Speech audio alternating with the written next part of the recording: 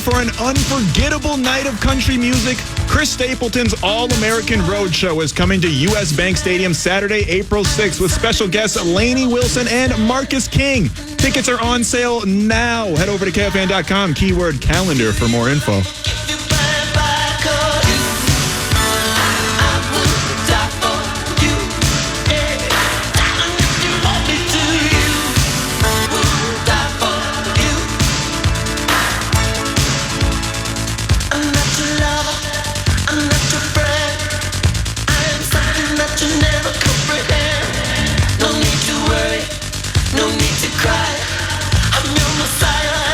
Looky here. What's going on with you, Mr. Super Bowl winner, heading into the National Football League postseason? What's going on, Matthew? What's happening, boys? Things are good, man. Are they? Yeah, national. Are they, Paul? Yeah, for sure. Everyone says good, but I mean, do you mean that? Oh, do you want to tell me anything? I can tell you whatever you want, on or off the mic. You just let me know.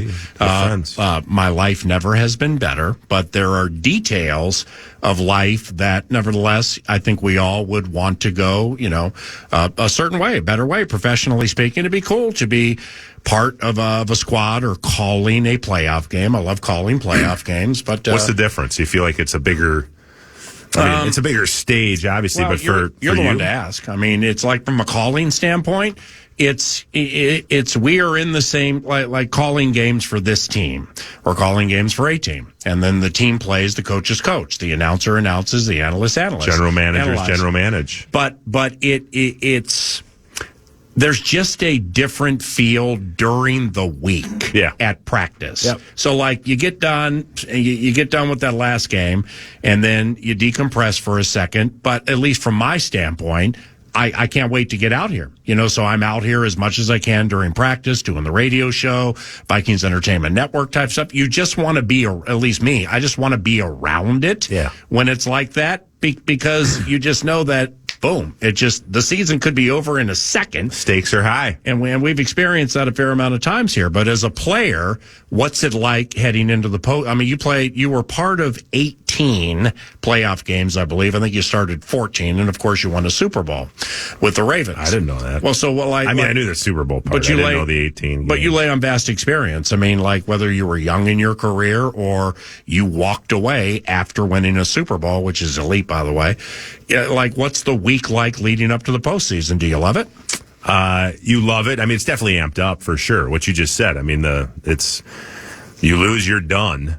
You win, you keep going on. And, when you make the playoffs, even if you're the 6th seed or now 7th seed, you're like, hey, we got a chance. We got a chip and a chair and a chance. And there's certainly, I think with, we had a long drought of not making the playoffs here. Mm-hmm. And then my last year, we lost in the first round. I'd say it was different, after 98 and 2000, being close, and then never really having never having a team like that again. You sort of like, you're in the playoffs and hey, we got a chance, but that's kind of your attitude. When I got to Baltimore, it was like, we expect to make the playoffs. We're not super happy. Like, there's nothing to celebrate. If we don't win the Super Bowl, it's a disappointment. So it's a little bit different mindset. The Nordo and I tripped on to, like, we were talking about the Lions on Monday, and we don't, it's, if the Lions get to the Super Bowl, and I'm not big on them winning it, but if the Lions get to the Super Bowl, Nordo and I are cool with it, man. And it's like 30. They didn't win the division for 30 years. Their fans don't know how to be mean or how to be verbal Twitter to adversarial fan bases yet, because they've never won, and this is all new to them, so they're super nice, like around the loading dock at Ford Field by the buses and stuff. It's like, 4 quarterbacks, that was tough for you guys. They're just nicest fan base ever because they haven't experienced a lot of winning yet. But with the Lions and with what they're looking to accomplish, it nevertheless, if they're in the division, they don't have a rival. Like the Vikings have the Packers, all right? Packers have the Vikings and the Bears. Where Cowboys and Washington? Yeah. Like, where would the backyard brawl, Pittsburgh and Baltimore, where would it, like, stack up in those things? Because that's a nasty-ass rivalry, right? I think it's the best because for so long, those two teams have won a lot. And what makes it, I think, the best is you have the two teams, Baltimore and Pittsburgh, they're trying to be the exact same thing. Both of those teams are trying to bully other teams. And so it's like bully versus bully. And of course it helps if you're in the same division to have a rival, but some of those Ravens-Steelers games over the years have just been epic, like a lot of rivalry games, but not just epic during the regular season, but then a lot of times meeting in the playoffs too. And let's face it, Baltimore and Pittsburgh, those aren't two cities that have a huge tourism revenue, right? I mean, those are very rough, blue collar, proud cities, and I would put it right up there. I mean, with Roethlisberger and Flacco and the deep, Palomalu and Ed Reed and who's the James Harrison and Terrell Suggs. It's like they're almost mirror images of each other. And then you got Mike Tomlin and John Harbaugh, like the two longest tenured head coaches in the NFL. It's just it's incredible. Now, Matt Birk discussing football 9 to noon, Super Bowl champion Cretin-Derham Hall and St. Paul go crazy. Bill Belichick and New England are all done, and you played Belichick a bunch. Just how does that hit you? It's he's obviously one of the greats. I mean, probably the greatest. I know every time you played Belichick, it was so frustrating because you'd be like, "Oh, New England, Belichick's a genius," and you'd get all worked up, especially as playing a center position. You got to make protection calls, right? It's like, what's the mad genius going to come up with this week? And you just like wouldn't get enough sleep, study more, kind of have you off your game, all week, and then you go into the game. And more often than not, we'd lose. and you'd go back and you'd watch the film, and it would be like the dumbest, simplest thing that he changed. And you're like, son of a... Like, that's all it was. It was, like you build it up. You think that he's going to come out with 12 new things. It was like one thing that he did, and it totally sabotaged our game plan. Wow. What would an example be if you could remember? So we actually won this game. We played him three times in 4 years in the playoffs when I was in Baltimore. We beat him twice at Foxborough. There we go. We were 2-1. But so we wanted to run the ball, and I think he knew that Joe Flacco had a bad hip. He was playing hurt, and Vince Wilfork, big nose tackle, right, man in the middle. Run stopper. Well, we were really good at running power that year. That was kind of our deal. We had LeRon McClain and Ray Rice, and we would just mash people. So he just took Vince, and the nose tackle's kind of a non-factor in the power. It's really about the DNs and the outside linebackers. Well, he just took Vince Wilfork and moved him out to DN. Now, Vince Wilfork doesn't look like a DN. He's not built like a DN. He has no speed.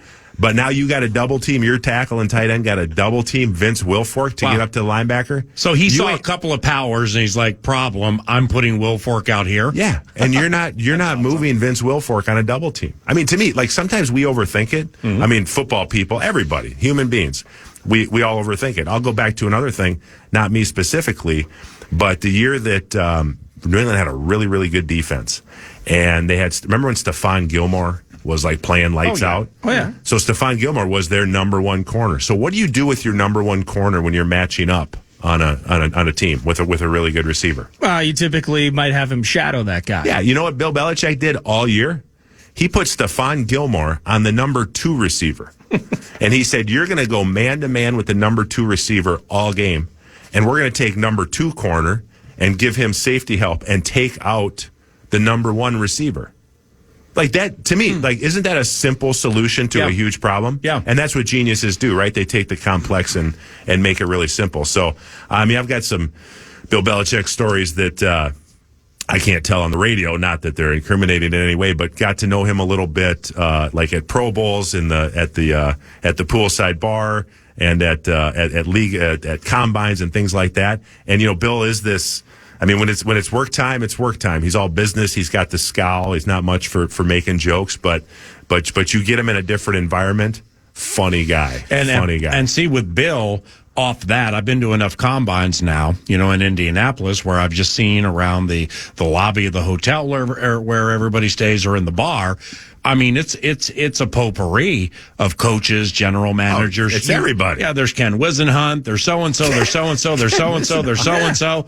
You see everybody around there except for Belichick. He's never hanging out in the lobby, never hanging out in a public bar. Because that's work for him. Yeah. He's there. Like, he's competing against all those 31. He's like, I'm going to go study film in my room while you guys are drinking beers because I'm going to find that kid at the Division II school at Northeast Southwest Missouri State that nobody knows about. I got to tell one Bill Belichick story. You ready? Of course. You want to give me the thing? Down memory lane we go. You are so good. We haven't done this in so long. So back when the Pro Bowl was a big deal, if you got elected to the Pro Bowl, you went. Peyton Manning, Brett Favre, Mike. Nobody bowed out of the Pro Bowl. It was over in Hawaii.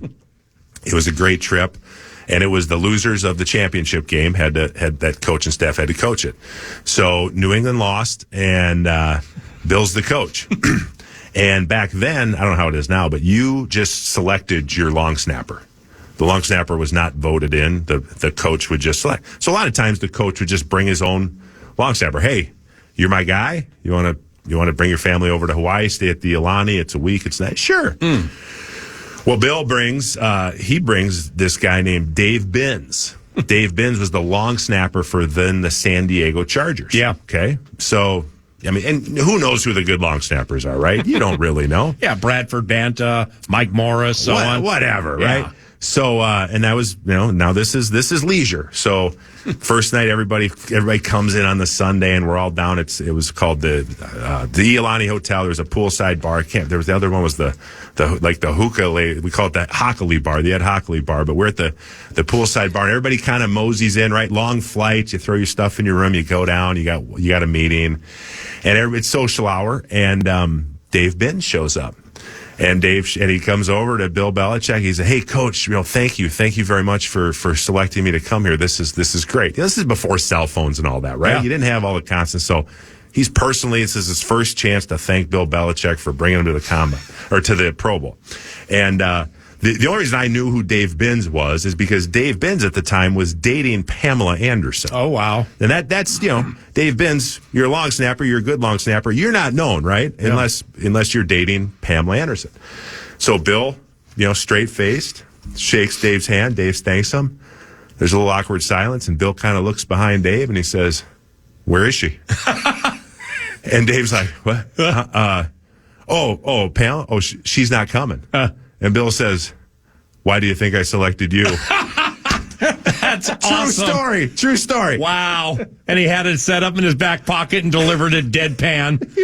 Wow. I think he might have been serious. I mean, I don't know. We were hoping he was bringing Pamela. Right. Our buddy Matt Birk, 9 to noon at Twin Cities Orthopedics Performance Center. Do you think it's just before people can start getting past the more recency of Bill Belichick, the struggles of the Patriots, to start hearkening back to the greatness? Because what we've always tried to do, at least over the last few years, is what's it like without Tom? What is Bill Belichick as a coach versus a talent evaluator? And he's just been picked apart left and right the last few seasons. And at some point, you think that recency washes away and you can just go, wow, we just had a quarter century of absolute domination and the epitome of winning at the highest of highs in the NFL, and can get past all of that and just kind of appreciate one of the better coaches all time. Well, me personally, I'm already past it. I mean, I really am. I know that's they say Belichick has a losing record without Brady, not just here, but in Cleveland when he was a head coach there. It's like, listen, it was good for Tom Brady and Bill Belichick. I think the thing that often gets overlooked at those New England teams, as great as Tom Brady is, and he's great, and this is not something not saying this to take anything away from Tom Brady, but those New England teams, they had great offensive lines. They had great defenses. It wasn't like Tom Brady was putting up, especially the early years, Tom Brady wasn't putting up 400 yards a game and throwing for 5 touchdowns. He was kind of a game manager, right? The way that they would denote a guy as not being explosive, but he's not going to bleep up a game for you. He was a game manager. And then you go back, I don't know if you've seen that on NFL Network, the Bill Belichick, Bill Parcells interview, but when Belichick was Parcells' defensive coordinator and came up with some very innovative things to do on defense. But, he also had Leonard Marshall and Lawrence Taylor, right? I mean, listen, there's no coach out there that is known as a great coach that hasn't had great players. I mean, that's the number one thing. You got to have great players. But I think I look back and what Belichick was able to do.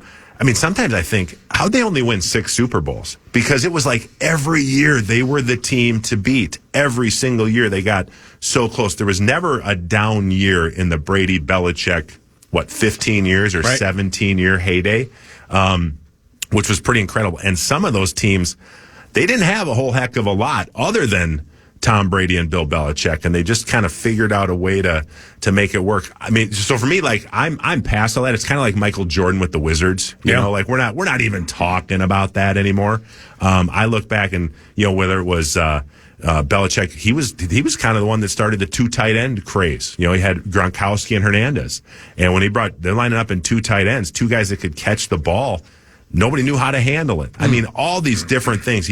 Every year he just kept coming back with more and more and more. So, God bless Bill Belichick. Your battery mate, your former battery mate with whom you won a Super Bowl, the Super Bowl MVP, Joe Flacco. Let's go. I mean, he's going to be throwing people open with spirals at age 60. That's about the only way to put it. That guy, when he's 60 years old, like he'll just be able to pick up a football and he'll be able to like throw it 75 yards. That's Joe. He's got a big arm. He's got that I don't care attitude in a good way. Like, Joe, you've thrown 3 picks. There's 2 minutes left in the game. We got to go down the field and score. He's like, cool, let's go. Yeah. Like, he doesn't care. I mean that in a good way. Yeah. And unbelievable. Not phased. And you know what? Kudos to him, but kudos to Kevin Stefanski, right? I mean, our guy. Like, let's go. I mean, we know how hard it is to play with 4 quarterbacks here in Minnesota. We just watched it. Yeah. They were able to do that and sign Flacco for him to be the 4th and make it work. Flacco would have fit here.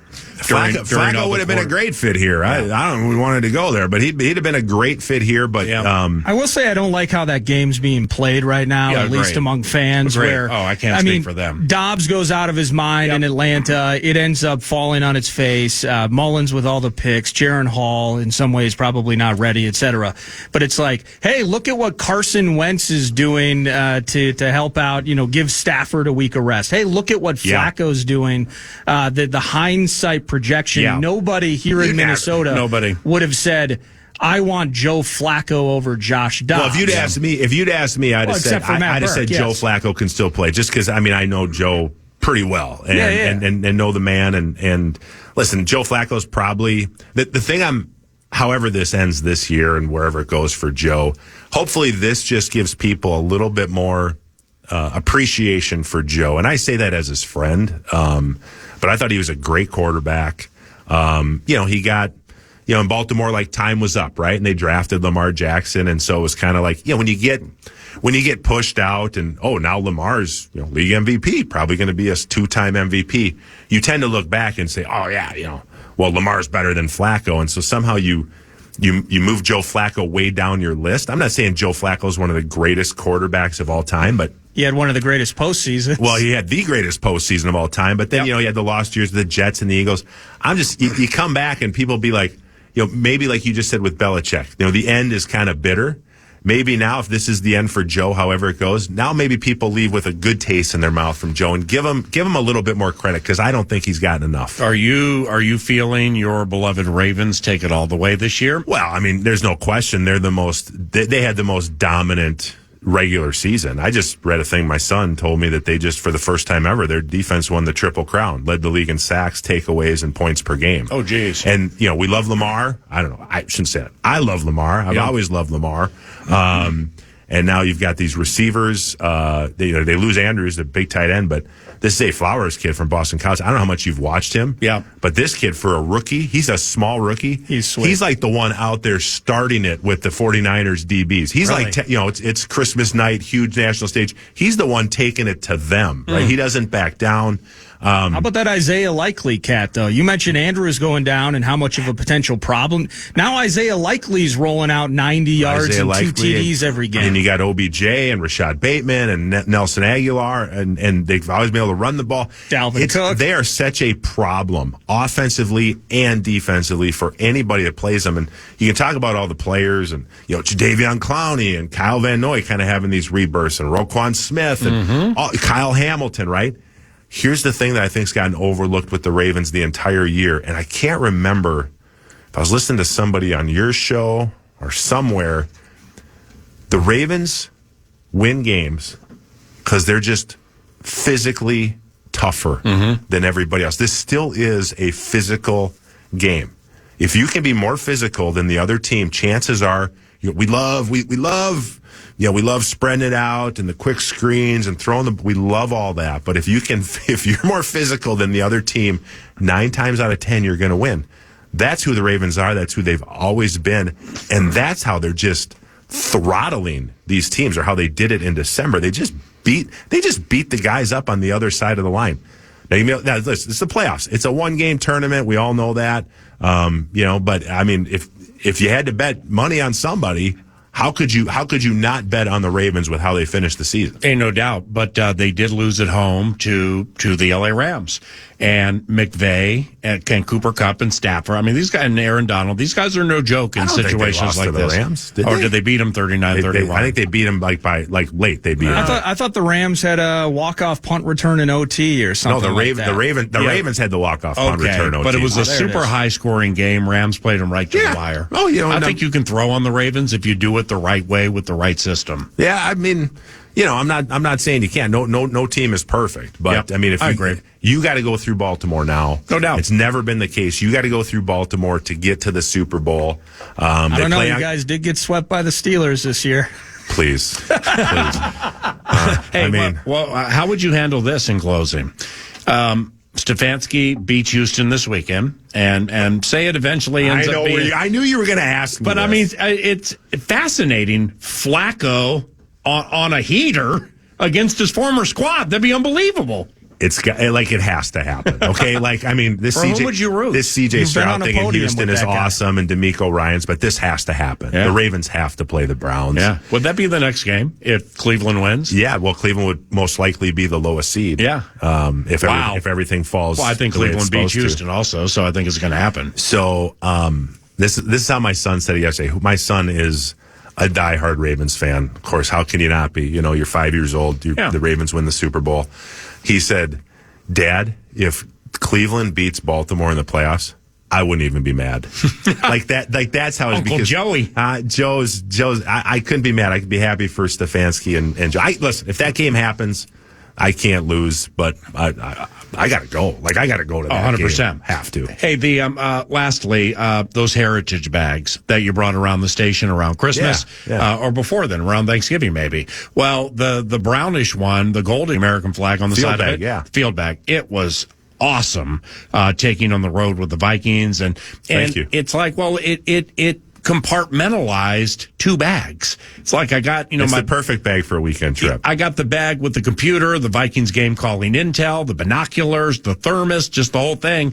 And then not a ton of clothes to bring on the road for a short trip. So I ain't saying that you can load this thing up, for 7 days in the Caribbean and make it your only bag. But it's a weekender. We call it the weekender. Those heritage bags, man, you still working with them? That thing's cool. You helped us out for our Veterans Day initiative, which raised a bunch of money for Team Red, White, and Blue, an amazing veterans organization.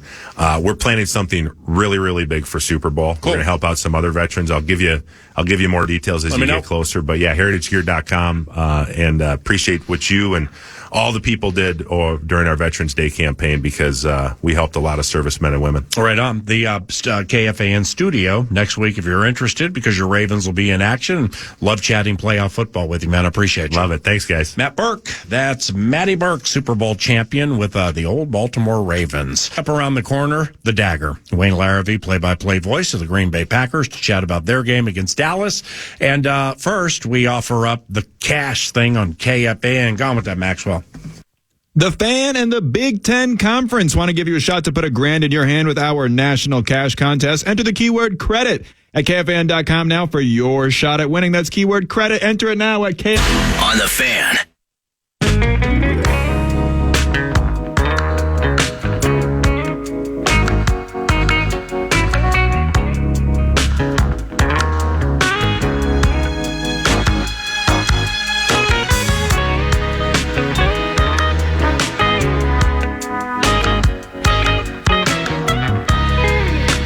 Wayne Larrivee Larrivee, play-by-play voice for the Green Bay Packers, joins us now. Wayne, you got a playoff game this weekend. Green Bay at the Dallas Cowboys. What's going on with you, buddy? How you been? Good. How you doing, Paul? Pretty good. Things are well, and your game's intriguing and quite fascinating. And you've not only called Super Bowl victories and all the way back to the '85 Bears, but when it comes into playoff games, all right. So you're on the road. You got a quarterback making his postseason debut, and you're a 7.5-point underdog. But still coming into it, don't you find ways where if this happens, the Packers absolutely can win? Yeah, I don't think there's any question about any game in the NFL. You can do that, depending on what occurs. Obviously, the Cowboys have been really good at home, and that's the big factor. And they have that top-end talent. But, yeah, I mean, if the Packers can get a running game going with Aaron Jones and plays downfield, which they're capable of doing, then, yeah, I think that certainly it's doable. The Dallas Cowboys can be run on. There's no doubt about that, and I think that's the thing the Packers have to do early on. Yesterday, 9 to noon on my radio show, Wayne, one of the guests was Gene Deckeroff chatting about Buccaneers Eagles. How about that? I mean, given what we do, and I'm fourth in this equation for longevity, but, you've done it multiple decades. Then you get like Merrill Reese, done it like half a century, Gene Deckeroff for the Buccaneers and the Florida State Seminoles. But Deckeroff and Merrill Reese calling the same game. I just think that's really, really cool, don't you? Oh, no question about it. Two of the best people, number one, in our business, as you know. And number two, the longevity and the excellence with which they've done the job is just amazing. And so, yeah, I agree with you wholeheartedly. That's pretty cool. I would love to be sitting there and going back and forth on XM radio listening to those guys. Yeah, that would be a lot of fun one day, whether it's on radio or it's filmed or whatever, to get like the older school play-by-play voices. Where like now here in the NFC North, like Dan Miller's done it almost 20 years now, and Joniak's done it a long time, and I've done it a long time, and you've done it longer than all of us. And just to swap stories about games and moments gone by, we all probably could spend 5 to 10 minutes lamenting or just ripping the FedEx Field road, the road Vox boxes, I would call it. I mean, I don't know. Did you see you've been to Miami at Hard Rock. That's also super tiny and tough, but there are some really good ones too. That'd be fun if we did that. What would be fun is if we got together for all of us for an evening and just had dinner and, drinks and just reminisced and talked and that type of thing, because, each one of you guys, I would love to do that with any one of you, but I think that all of us together would be a lot of fun. Matt LaFleur, overall, now that the regular season is done, Matt LaFleur and his staff, without Rodgers and in raising love and a fair amount of youth on that Packers offense, how do you think Matt did this season? I think they did really well. There were some shaky moments early on. They got off to a good start at Chicago. They won 2 of their first 3, and then an ugly 4-game losing streak. And I think they kind of came to a conclusion that we're going to go about our business this way. This is how we have to do it. This is what works for us. And, it wasn't so much the quarterback needed fixing. It was the people around him. I mean, the quarterback was missing receivers, don't get me wrong, during that 4-game period. But the receivers, the offensive line, the running game, it all had to come together. Otherwise, there was no way this quarterback could turn it around. And so that stuff started to happen, and the quarterback started playing really well in Pittsburgh, a game the Packers ultimately lost, a game that saw him throw 2 desperate interceptions trying to bring the team back in the final seconds.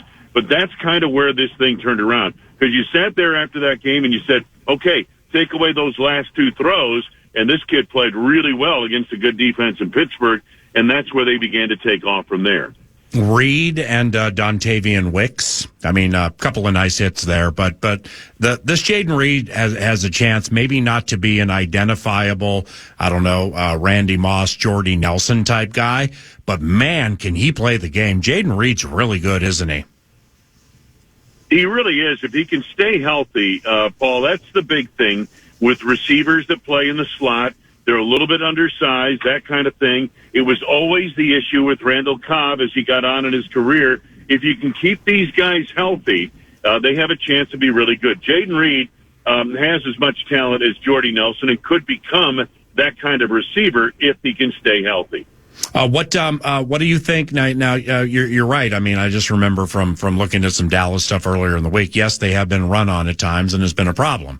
And Aaron Jones, Showtime, as you would call him on the Packers radio network. I mean, he's hot and he's healthy and his legs are fresh, which is really, really big in this game. However, Micah Parsons overall, what concerns you about him? Well, the thing about Parsons, obviously what concerns you about him is his ability to get to the quarterback. They move him around, outside, inside. He'll play left side, right side. It's really hard to get a key on him. But the other thing he does, PA, is I think he's pretty darn good against the run. He does not shy away from that stuff. And as far as an edge rusher goes, he's one of the better edge rushers, defending the run, setting the edge, and making plays in the run game. So he's a concern, both in the passing game and the running game. Last one, Wayne. Of all these Packers seasons that you've called, has this been one of the stranger ones? Not because of the kid replacing the Hall of Fame quarterback, where after he had 2 HOFs for more than a quarter century as signal callers, but like when I say strange, I mean, you kill Detroit on Thanksgiving, you come back and beat Kansas City, and then all of a sudden you're getting blown out at home and losing to Tommy DeVito. I mean, it just, that's strange. Oh, it's been strange. There's no question about it. I mean, hey, listen, the Packers have been boat raced out of Lambeau Field 3 times this season, the Vikings being one of those games, Detroit being another, Tampa Bay another. So, I mean, it's just been really strange. But the thing about it is the team and the players, maybe they're too young to know any better, but they don't get down. They're a pretty resilient bunch. We knew they were talented. We also knew they were very inexperienced going into the season, so we didn't know what to expect. And they've had, great experiences. Because I think when you're developing young players like this, you want them to have good experience, yes, but bad experience as well. You want to see what they do when the chips are down and they're getting boat raced, and you want to see how they respond to that. And this team has had all those experiences. They played meaningful football games in December. Youngest team in the league normally doesn't get to play meaningful games in December, and now they get to play in the playoffs. So this has been a great year of education for a very young team. All right, my man, have fun this weekend and dust off that dagger just in case, and we will talk soon, okay? All right, you bet. Well, keep in touch. Thanks. Yes, sir. Bye-bye. Wayne Larrivee, that's one of my very all-time favorites, play-by-play voices, along with the likes of Vin Scully and Chick Hearn and Kevin Harlan and just so on and so on, man. Wayne's so good at what he does. Final segment from TCO Studios here at Twin City Center. We'll put a wrap on the show with the conversations today we've had, and also maybe get into a little predicting on KFAN. On your iHeartRadio app. Join Meat Sauce and Nordo in the Book Sports Betting Lounge at St. Croix Casino, Turtle Lake this Saturday from noon to 2 p.m. Stop by and enjoy food and drink specials and check out their cheat sheets to give you all the best bets for the weekend. KFAN.com, keyword calendar for more info. Into the final four, the core four, so to speak, the final 4 minutes of the 9 to noon radio show. And indeed, Nordo and Saucy at the Turtle Lake Casino and Sportsbook this weekend. And that's noon to 2. Is there a radio show tied to it? No radio show, just noon to 2. Saucy and I hanging out at St. Croix Casino. All right, well, noon to 2 on Saturday. Yep, with copyright average 2. When it comes to handicapping these games for you guys, let's just see kind of where your heart is right now. All right. I will read the point spread for the games in order, beginning Cleveland and Houston. Then we will 3, 2, and we will say at the same time who we like. Okay? I dig it. Okay. The Cleveland Browns opened 1.5 at Houston. First game, 3:30 Central. They are 2.5-point favorites. 3, 2, Browns. Browns to win, -2.5, or both. Both. Same. All right. In frigid temperatures, it's like 0 or -5 on the wind chill is what they're calling for at Arrowhead. Now, the Chiefs opened 1.5-point favorites. They've been played all the way up to 4.5 due to the Dolphins' injuries and the weather situation for a South Florida team. KC -4.5. 3, 2... Dolphins. I don't know. I'm sorry, because the Chiefs... They're just not going to push a button and move up and down, push a green button and move up and down the field for 500. They're just not like that right now. I wish I was headed to Turtle Lake right now, though, so I could grab that under 44.5. Because if it's going to be that cold, and I can't help it, I just think back to the College Stadium, the 2015 season. It's going to be a little bit warmer than that, but it's going to be awful. I think moving the ball is going to be hell for both those teams on Saturday. Agreed. I can't say I'd play an under in a Tonga Vailoa, McDaniels, Hill, Mahomes game. I understand. But that's why that total is actually higher than I thought. 44.5 is a lot if it's going to be that cold. Okay. Steelers and Bills. The Buffalo Bills opened 7.5. They are now 10-point favorites at home against the Pittsburgh Steelers. The over-under in this one, 36.5. Forget that. All right. Steelers, Bills, 3, 2, Steelers. Ooh. You give me, it's all about the T's. All right. I get Tomlin. Yep. I get TJ Watt. I think he's out this game. Yeah, he's got the injury. I needed 3 T's. He hurt his knee week 18 against the Ravens. Are you kidding me? Yeah.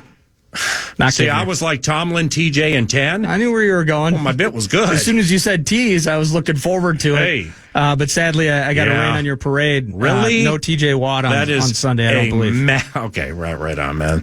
Go Bills, I guess. All right. Dallas opened 7, is up to 7.5 against the green and gold. Total's 50.5. So this would be, just with the point spread, Dallas 7.5. Here we go. 3, 2, Cowboys. Oh, I'm sorry. I was looking to make sure TJ Watt was out. I'm in on the Cowboys too. Yep. Just the home and road splits all year have been so glaring, so disparate in terms of what they do home and away from AT&T Stadium. They're going to smash the pack. Mm-hmm. Yep. Steelers out. TJ Watt's out. Steelers, TJ Watt out versus the Bills. I'm looking at it right here. They added a linebacker too. I think from their practice, sprained MCL. Holy cow, does that suck for Tomlin and that squad. All righty. Rams, Lions.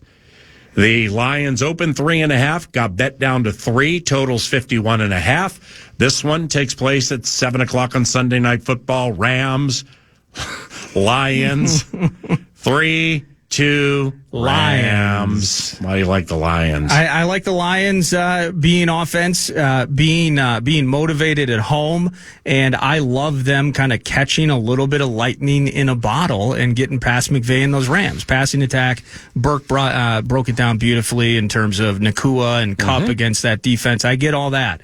And Aaron Donald's a problem, and McVay has a chance to stomp all over Jared Goff. But Goff has a chance to stomp all over McVay, and Ross St. Brown's going to handle it. Eagles, Buccaneers. Eagles open -1.5 road favorite, up to -3.